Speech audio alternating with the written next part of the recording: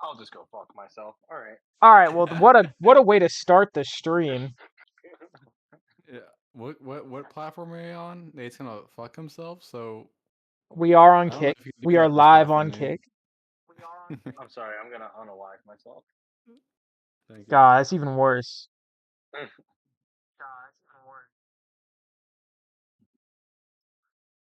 Nah, but yeah. Sorry to interrupt. Take it away, host. All right, I'm just making sure I can hear everybody. After the one Hello, debacle hello. we had, yes, we're good. I think I just need to raise you guys up a tiny bit more. Yes. Uh, Elevate us. I'm trying. I don't really know what the hell I'm doing. Turn us up. I'm trying. The problem is Dave is so loud in my ear, but then it's not as much on the Mm. on the thing. All right, well that's the pick the podium is what I was just looking at. So, okay. F101 week 14.5, the last one before the summer break. We're just doing the Hungary review. There's no race to preview or anything. I do talk a little bit about the summer break at the end. We'll get to it. The finishing order was Norris, Piastri, Russell, Leclerc, Alonso, Bortoleto, Stroll, Lawson, Verstappen, Antonelli. Those were your point finishers. And then Hadjar, Hamilton, Hulkenberg, Sainz, Albon, Ocon, Tsunoda, Colapinto, and Gasly rounded out everybody else, and Behrman did not finish. Leclerc qualified on pole and looked like he probably could have won the race. You'd never know it based on the standings. But a good day. Lots of ups and downs this weekend. Good day, Lando Norris, George Russell, Gabriel Bortoleto, and Aston Martin. Bad day, Charles Leclerc, Lewis Hamilton, Max Verstappen, Oliver Behrman, Haas, Williams, Ferrari, the Tifosi, Piastri fans, Fernando Alonso doubters, Lance Stroll haters, and Tsunoda fans. A lot of bad days for the final one before the break, and we'll get into all of those as we do. But first, Lando I, Norris. Sorry, go. I just want to point out that it's very sad that when Alpine gets, you know, the bottom placings that finished, we're not having a bad day. That's just a No, normal day for it's Alpine. normal. Yeah, that's why. That's Mm. why Williams. That's why I went at towards the beginning of the season. Me putting Williams getting fifth wasn't considered a good day because it was so common. Now it will be considered a good day again because they're horrible. Alpine just can't have a bad day. It's just hell that we live in. Well, they had a bad day today, and I'll tell you about it later. Oh In the God, document, I but don't want to see that. Lando Norris pulled off the one stop he couldn't pull off in Spa, and it actually worked. Piastri, the race starts. It's Leclerc, Piastri, Norris, Alonso, or Russell Alonso, whatever. Leclerc keeps the lead. Piastri's in second. Norris drops behind Russell and Alonso, then very quickly catches Alonso up. And so they were out of they were separated a little bit. So they pitted Oscar in early to try and undercut Leclerc, which ended up not working. And Lando ended up pulling out a one stop. And at the very end, Piastri nearly caught him, but in fact he did catch him and was fighting him for 2 laps. But he locked up on the second to last lap, trying to go for the pass, and it ruined any chance of him going for a win after that because there was no other. He was too far behind. Both drivers were very blatantly racing to beat each other. They did not care about anyone else, which I think is a good sign for some competitive racing and also demonstrative of how much faster the McLaren is than any other car right now. They finished 0.6 of a second between each other, 21.9 seconds ahead of Russell in third, and over a minute ahead of Leclerc in fourth. So Piastri, even though he got second, maintains a 9-point lead going into the summer break, but he definitely would have wanted the win. There's 10 races to go. It's probably going to go down to the final race of the year, given the back and forth nature of the year so far. Norris, like I said, he lost 2 positions on the first lap, but he got them back. But opening laps still are kind of a weak spot for him, even in like the standing start in Spa. So uh, that's probably his weakest area right now. Whereas for Oscar, I think his weakest area is kind of, I don't know. I think it's hard because I feel like he's been so good this year, but his strategy, but I don't know if it's his fault that a lot of times he ends up kind of being on the short end of the stick in strategy. and whether that's just because the whole team is, and things end up not working out because of the craziness of a race, or like he's like not willing to override a team. I don't know, but they are they're 9 points between them going into the summer break, so it's gonna go down to the wire. And if they keep getting 1-2s, they will lock up the constructors championships in Baku, which is crazy. They're on pace actually to, if they keep getting 1-2s, they will get over 1,000 points in the constructors championship, which is over 150 more than the current leader, who has like I think it's Mercedes with like 830 something. So, and if the maximum amount of points they can get is at 1056. So if they get over 1,000 in the year, that would be crazy. It would show just how ridiculous that car is. I mean, the car is ridiculous. They're a minute ahead of fourth place. Yeah, And to go to your point about like Oscar's shortfalls, it is interesting that whenever Oscar wins a race, it's just kind of a normal, like boring race. Like, oh, you know, McLaren won too. But when Lando wins the race, something happened to Oscar, whether it's strategy or a penalty or something happens that makes it so that Lando wins and Oscar doesn't. Although in this race, I would say that Lando did pretty much win outright. He deserved this one very much, and it wasn't anything external that really made Oscar yeah. lose that position. I guess Nate? you could say the strategy, but like Yeah, there was no way to know.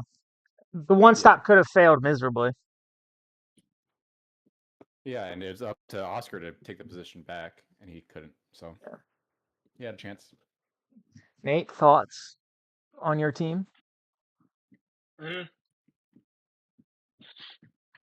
Well, first I'll have you know that I was fully standing and screaming at the TV over the course of the last 7 or so laps. Um, I mean, I think the big thing for me was like no one got the short end of the stick that like could have been completely avoided. Like it wasn't like an obvious, like you said, like there was no way of knowing. For instance, on either side, I think you know McLaren did the right thing by pitting Oscar first because he was ahead, um, and then that was an acceptable adjustment on Lando's side of the garage to be like, yeah, you want to go for the one stop, and it worked. Um, yeah. Beyond that, like I don't really have too many thoughts. It was a solid race for the team. Yeah, a solid race for the team. Great to see again, both drivers not being inhibited or oh, excuse me, restrained in any way there, being allowed to race for it. So, and super excited. I mean, it was exciting to watch. Obviously, I wanted Lando to win. But that being said, like it's not like I would have been super upset if Oscar won. Great performance by both drivers. Awesome to see them both get after it. Um, yeah. Is being a McLaren fan like watching a movie or playing a video game where there's only two drivers that matter, and literally everyone else is just an obstacle? Like especially late in the races when they're lapping people, it literally is just Oscar versus Lando, and the other drivers are literal obstacles they have to avoid. Like Well, it's just a completely different viewing experience. for me the obstacles are in the first lap, and then later. Like I kid you not, like the second the race started and Alonso got through, I immediately texted Max. I was like, "This is all your fault. This is because you said something." I did I texted him and I said, let me read it verbatim. I said, oh man, it's been a minute. Where was it? Oh, here it is. I said, we're talking about Alonso, about being one of the top drivers. I said, you put him in that McLaren, he's smoking both of them being Oscar and Lando. But Nate was slandering Alonso too much for my taste. I was not Hold on. First off, I never slandered Alonso. All right, It was I never slander. slandered Alonso. It was slander. All right, he's not top 5 on the grid right now. I disagree with you, but we'll get. But there's We'll circle potential. to that later. Yeah. There's potential for that coming later. Yeah. The all right, so that's McLaren. But Obviously, again, the strongest, very strong week for the team. Didn't do anything wrong. Desperately needed a clean weekend in Hungary of any other racetrack. They desperately needed it here. So good for them. They are.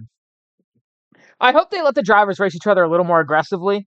Because, like, when Oscar locked up, they were, like, immediate on the radio. They're like, remember how we go racing, Oscar? But, like, the Constructors' Championship is not in danger. So I hope they let them kind of go at each other a little more.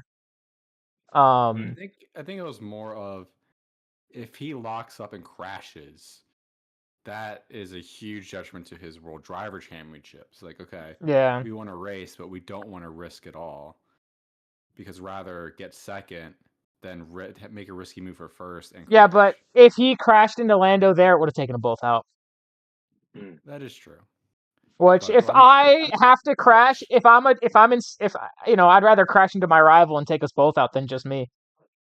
I mean, but a big part of the reason why Oscar is ahead right now is because Lando crashed into Oscar, took himself out, but Oscar got to continue. So I mean, they're equal on podiums. It kind of was like Oscar didn't finish on the podium in Australia, so it was kind of like basically like that more or less evened it out. yeah. Like Oscar was finished like low in Australia too. True. So that's McLaren, but the big story was Ferrari. Leclerc puts it on pole. Basically, what happened in qualifying is around Q3, everyone set a time.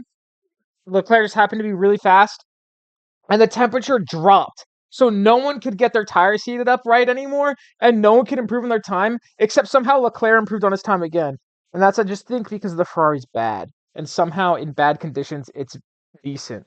And Leclerc is very good. He's very fast, very talented. So he puts it on pole, and he kept the lead in turn 1. He's putting some really impressive times in, and then around lap 40, it all went wrong. So it turned out he had a chassis issue, which completely destroyed his speed and dropped his pace off so hard, especially when he went onto the hard tires. I've read more about this. Basically, the Ferrari is horrible, and the only way the car can be competitive is if they take on a lot of plank wear to the point where they would take on too much plank wear and they would be disqualified. So basically, car is only hyper competitive if it's illegal. So to compensate, they like have to lift and coast a lot during a lot of the corners and stuff. And they have to change the tire pressure on their cars. They have to like pump them up a little more.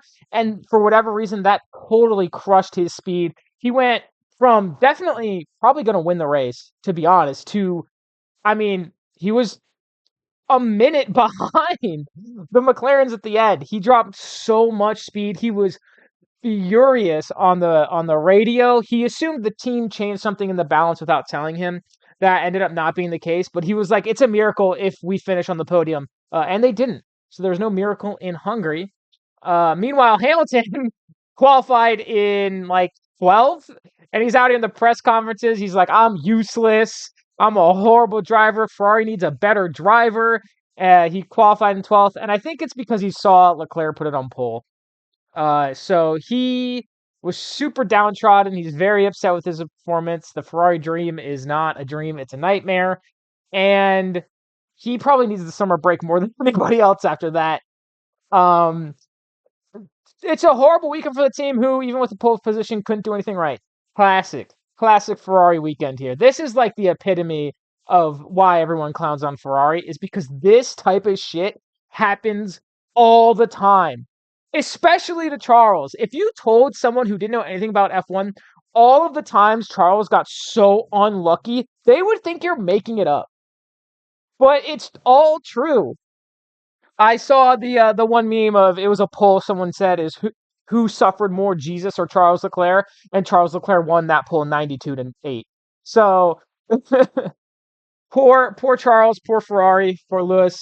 Not how they wanted to enter the summer break, for sure. It was truly a disaster it started out decent for Charles, and then it just all went horribly, horribly wrong. And in classic Ferrari fashion, it's like most other teams would be happy with this, Right. but because it's Ferrari and because Charles finished on pole position, this is a disaster, and their confidence was already really low. Even when they were finishing like 5th and 6th, pretty good. They're second constructors. They just have absolutely no confidence in the car, no confidence in themselves, no confidence in the sport. I think they both just want to retire. Sell the team. Sell the team to Jerry Jones. Let's make it worse. I could see it happening. Good old Jerry Jones. I don't think he has enough money. He does not have enough money. Yeah, it was truly a disaster for Ferrari. Just horrible. The Tifosi had a bad weekend. Ferrari had a bad weekend. Charles and Lewis, along with Ferrari, had a bad weekend. Having a bad weekend, also had a bad weekend. It was just dismal vibes in the Ferrari garage. But it's okay, because Lewis is going to win in Monza. Trust. Lewis is going to win in Monza, and it's going to erase all of the bad memories from the year. Lewis is not podiuming this year. Lewis is going to win. Lewis is winning in Monza. He's winning in Monza. Anyway. He's washed. In third place was Russell, does nothing, gets third place. He just drove his own race, and I mean really drove his own race. He was out there, aside from lap 1, pretty much all alone. He only had to overtake Leclerc, which was not difficult because Leclerc was horrible. And also Leclerc basically almost drove into George trying to defend and ended up getting a 5-second penalty for it. And then Antonelli finished 10th after qualifying in 15th. Probably the only driver to make any sort of meaningful progress in the race. He's back in the points, which is much needed as Merc chases Ferrari in the constructors. And if Ferrari keeps this up, Merc might get them. Following them was the Red Bull, slow all weekend. Tsunoda qualified 16th, finished in 17th after starting in the pit lane, and Verstappen qualified 8th and finished 9th. The car had no grip. They didn't have pace. They couldn't steer it. Verstappen did have 4 overtakes in the chicane, which you never see, and he had a super aggressive move against Hamilton that caused Hamilton to run off track, but Verstappen did not get a penalty. They were fighting like it was 2021, and it was for 11th place. Look what they did to my boy. Hamilton didn't even show up for the thing, which is why part of the reason why Verstappen didn't get a penalty. Hamilton didn't even show up to contest it. I don't think he would have gotten a penalty anyway, but Hamilton's like, I'm in 12th place. I don't care. Who cares? Yeah, that shit was for 11th place. Let me go home, please. I want to see my dog. Yeah. Red Bull's only silver lining is that Verstappen this weekend confirmed he's committed to the team. So he's there for 2026, and I think he said for 2027 as well. So obviously that could always change, but he's like, I'm sick of all the rumors. You just hear it from me. I'm staying. So Red Bull has Verstappen again. I think they'll have him forever at this point. I don't think he's leaving. He's so dedicated to that team. And that team and Red Bull, the company, sponsors his own. He owns like a racing team, and Red Bull sponsors it. So I don't think he'll lose that if he leaves, which he can't do. So good. So that's their only silver lining. Everything else is really rough for Red Bull this weekend. Got Max trapped in the golden handcuffs. Can't give up all that money. Exactly. I'd like to see Max in some handcuffs. What? Anyway, the surprise of the weekend was Aston Martin. Alonso qualified 5th and Stroll qualified 6th, and they finished 5th and 7th. Alonso got past Norris on lap 1. We talked about this, but Norris got the place back very quickly. And then Alonso did a one-stop, which gave him a 14-car DRS train as he managed his tires. And it's on a track that's hard to overtake. No one could do anything. Basically, if a midfield team gets in front of everybody and is doing a one-stop, they will just slow everyone behind them. And that is also kind of what created the huge gap between McLaren's and everyone else. But, Alonso, he wasn't letting anyone pass. So the team came away from the weekend with 16 points, pushed them back ahead of Sauber by 1, and 18 behind Williams. They asked Fernando and Lance after the race, like, yo, what's the deal? Why is the car so fast? And they're like, we have no clue. We don't know why it was fast, which is kind of like troubling because they're not upgrading the car or anything, so they're not like concerned about that. It's more like we have no idea why it was so good all of a sudden. The car good, or did everyone else just regress? Did Red Bull just No, the forget car. I mean, the they were car? getting like 18th. The car was like genuinely better this weekend. It was, yeah. I mean, this happened a few races, but this one was crazy. Both drivers, normally it's just one driver getting up in the points, maybe getting high up there. Fernando. But this time, Stroll and Alonso getting up there. And now, I'm pretty sure, yeah, They're they're even. tied. Yeah. We'll get it. They're even I have 26, updates 26. on both championships at the end, so we'll get to the points. That's why I'm skipping over the numbers because we'll just get to it at the end. Okay. Williams didn't score a single point. Albon qualified in dead last. Sainz qualified 13th, and they just couldn't do anything all race. They never had a chance for points, to be honest, and they're gonna relish this summer break. They both, especially Sainz, probably want some time away from the Williams car. They are fifth place in the constructor, or their fifth place in the constructors is under very real threat from those behind them, which includes Sauber, who are continuing their charge. Bortoleto was on fire this weekend, finished in sixth, qualified seventh. You know, it's hard to say he's on fire when he lost a net position, but I mean, he was really quick all weekend. He's showing his speed. He's out qualifying and out racing Hulkenberg for the second weekend in a row. Hulkenberg was stuck outside the points all race, and he got a 5-second penalty for moving before the lights went out. So Bortoleto was again the better Sauber, which is really good for the team and a bright spot for the rookie. In V-Carb, Lawson finished in 8th. He gave them 4 points. Hadjar finished in 11th, just outside the points, but he wasn't going to catch Antonelli. I don't think there was, if like the race, I think the race had to be like at least 10 more laps. So the team has had a great year so far, although I only expect them to continue their pace and get some more solid points finishes in the remaining 10 races of the year. Over in America, Haas had another weekend to forget. Behrman had some rear damage, which caused him to retire, and Ocon was stuck behind the Williams cars, which, as we talked about, were or as I mentioned, were very slow. But they're still faster than Alpine, who finished in 18th and 19th, the final 2 positions after another Alpine weekend for the team. I have nothing to say. Yeah, just gonna leave it at that. There's nothing to say. They're in dead last. They didn't do anything. Not a great another. Raced Pierre Gasly. Yeah, he did, and he had a 10-second and a 7-second pit stop, and he still finished ahead of Pierre. This is not Pierre's week. 18th and 19th. Who cares? So that is Hungary. It's hard to explain how bad it went for Ferrari, which is why the certified Ferrari moment goes to just about everything Ferrari was doing this weekend. Like I said, this was a classic Ferrari. This is why people clown on Ferrari, is because of moments like this happen way too often. So that is Hungary. If anyone else has anything to say, do it, please, now. It was an okay race. It was exciting between the McLarens. Yeah, it was a pretty good race compared to last week. So that's good. Hope next race is like Silverstone. I want Silverstone again, even if the drivers hate it. We all do. But you better get used to watching the McLarens race each other. You better start enjoying it. Nate doesn't want. I hope that Charles isn't so frustrated next time. You know, I would also like to get it right when I pick between Charles and George. That would be fantastic. Yeah, I don't know. I don't think it's happening for Charles this year. He's going to be frustrated forever. I think the main thing that holds a lot of these races back from entertainment value is what you mentioned before, and this happens a lot. It's these midfield teams, when they do get in front, it's supposed to feel exciting, right? Like, Fernando Alonso's in fifth. This is crazy, except that he makes a DRS train that makes everyone below fifth just useless. Yeah.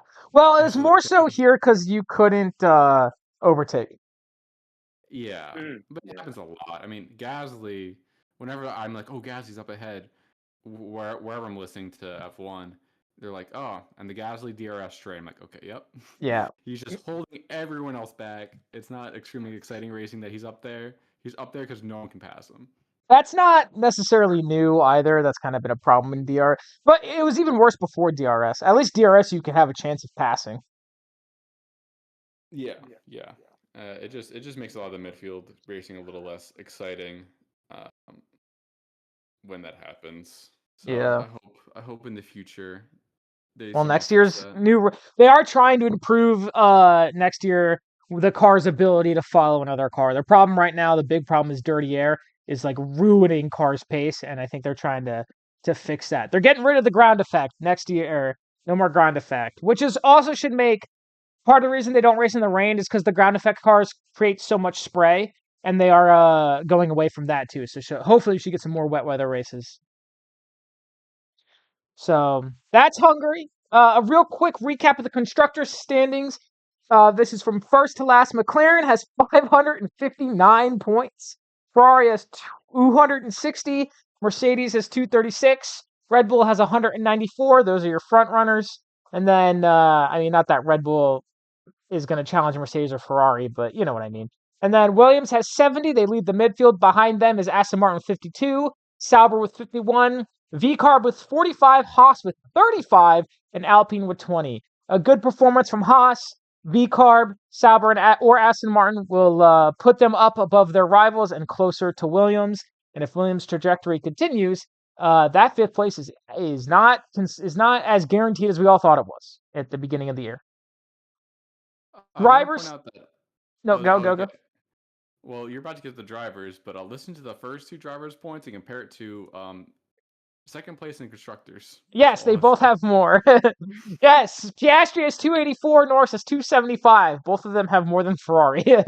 I saw a stat. Hold on, let me see if I can find the image here. It was the podiums, the total amount of podiums each team had, or each like everyone's had for the year, and it's both McLaren drivers have 12. Let me see if I can find it. Okay, both McLaren drivers have 12. Russell has 6. Verstappen and Charles have 5. Antonelli and Hulkenberg have 1. And someone said, if you told me last year that Leclerc and Verstappen were tied on podiums and Russell had one more than just the both of them, I would assume that the battle for the Constructors' Championship would be really, really close. But obviously that is not the case. The battle for P2 in constructors is pretty close. Well, kind of. The battle for P3 and the drivers is going to heat up. Because Verstappen has 187 and 15 behind him is Russell at 172, and then Leclerc 151, Hamilton 109. Hamilton 6th place in the drivers' championship. You'd never know it if you asked him about it. The way he talks, you'd think he'd be in dead last. Antonelli is in 7th with 64. Behind him is Albon 54, Hulkenberg with 37, and Ocon with 27. That is your top 10. Hey, a Haas driver in the top 10 somehow. Yeah. Hamilton also has the same amount of podiums as Pierre Gasly. Yes. Hulkenberg has more podiums this year than Hamilton. Alonso is in 11th with 26. He is tied with Stroll for 26. Hadjar has 22, Gasly 20, and Lawson 20. Sainz 16, Bortoletto 14, Tsunoda 10, Behrman 8, and then Colapinto and Duhan at 0 apiece, rounding out the bottom. The only driver that does not have points is the second Alpine driver. Let's go. That is crazy. There were years where multiple drivers didn't have points. And now it's just me. And now it's just Alpine. So that is the standings update. Pick the podium, drinking the papaya juice. Nate has now tied Andrew with the most consecutive picks of the same person in first place with 14 Norris picks in a row. Andrew last year had 14 Verstappen picks in a row. So, and it won Andrew the year last year, but this year Nate is currently not leading at the summer break. I am in first with 290. Nate is 5 behind 285. Sam is in third with 257. Andrew has 203. And Dave has 34. I was literally Let's leading the other go. week. Yeah, and guess Hey, what? Nate. You're not leading anymore. Hey Nate, you want What's to know up? why Hey, my Sam. 14 What's up? picks in a row are better than your 14 picks in a row?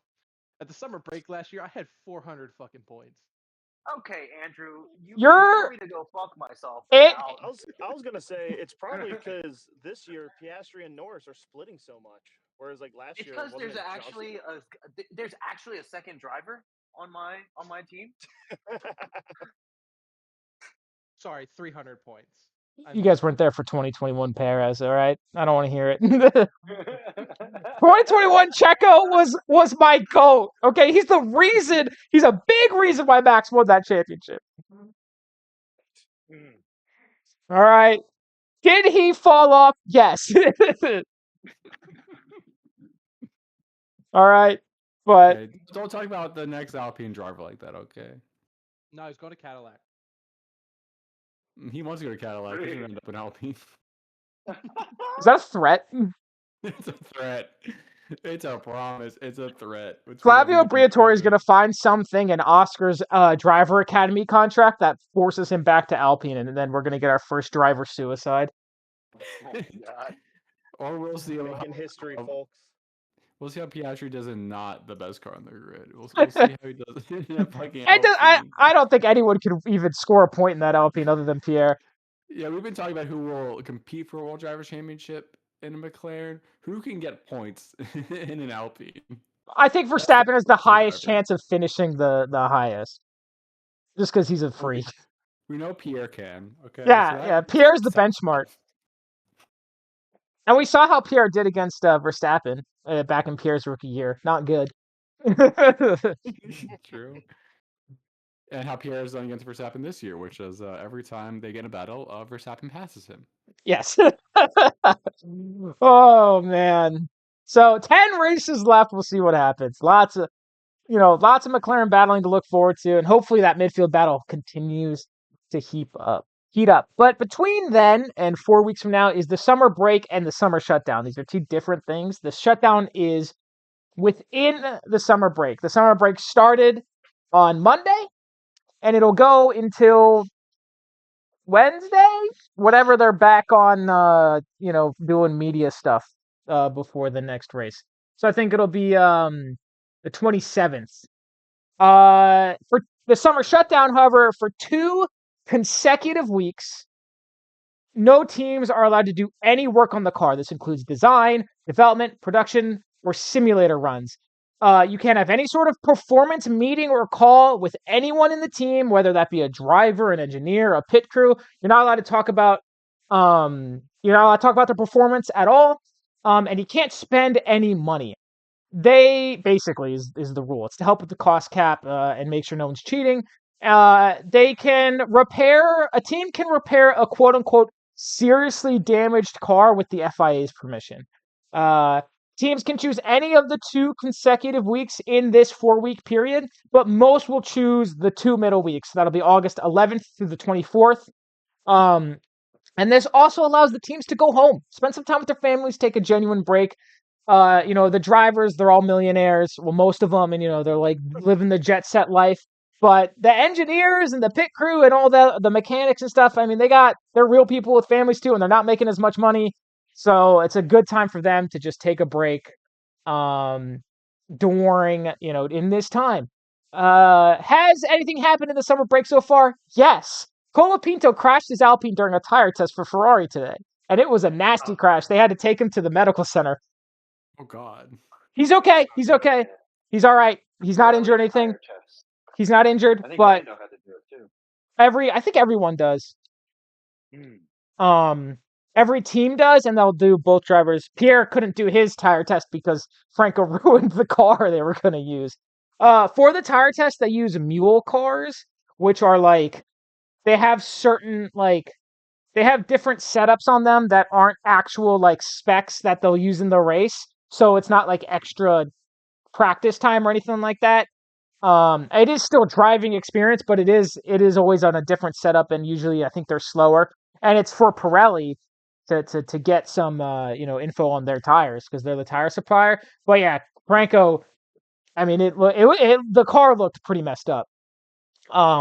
So that is the only thing so far to happen this summer break. But there are some important things to look for. Most contract announcements happened during the summer break, which is why it's also dubbed silly season. Cadillac could finally announce their lineup. Personally, I expect them to. Mercedes could and will likely announce Russell's extension. Red Bull may announce their second driver if they're not going with Yuki next year, but usually they tend to wait until the offseason. So December, January. And Alpine could make a midseason change or announce a changed lineup for next year. Wouldn't put it past them to do any of those. I don't think any other teams are gonna announce a change unless Hamilton decides to retire, which I could see happening. So, Poor guy. Funny. but I don't think any other team is really going to change. So it's mainly Cadillac and the expected Russell extension and maybe an Alpine thing or two. But there are some fun things to look for. Where will Hamilton run off to this time? For the past 2 years, he's gone off the grid on trips through Africa. And last year, he attended the Olympics as well. F1 will post their Grill the Grid series on YouTube, which is always a fun time. And the most important part is social media goes into an absolute frenzy with no racing. You will see the most insane posts you will ever see in your life about Formula One during the summer break. I've already seen some crazy TikToks. It's great. People just lose their minds. So that is F1 summer break and summer shutdown. But for F101, we might have some summer plans. I'm not sure what they are yet. Let's just be clear. Our fabled fan fiction episode is definitely on the table. We talked about a driver ranking / tier list debate is on the table. In theory, we have 2 weeks to fill, this week and the next. But depends how tired we are, depends how we're feeling, how our schedules work out. But no matter what, our normally scheduled program will return on Wednesday, August 27th for the Dutch GP preview and a potential, covering of any crazy news that happened in the summer break. So we will discuss fan fiction and the driver tier list thing probably in the group chat. We don't have to discuss it. We don't have to hash it out now. But those are on the table as well as any other ideas. Certainly, we got 2 weeks to fill. But if we're like, hey, let's take a break for 1 week, I certainly am not going to complain. Tier list, but instead of just how good they are, it's how good they are at eating. We did that last week. We can't do that again. We can't have that conversation again. We didn't do all of them though. There's so All the many. drivers. Yeah. Yeah, we got through the most important ones. A 4-hour podcast about the drivers in all Formula One history and how well they could eat me out. Oh my. Nigel Mansell, number 1. I just think that mustache is really adding a lot to the experience. The 80s drivers do get a boost. Just for the fact they exist in the I will say if they're dead, they it has to be what they could do now. Oh shoot! So Senna, Senna's dead. Right? Senna may be considered the GOAT by some, but not in this.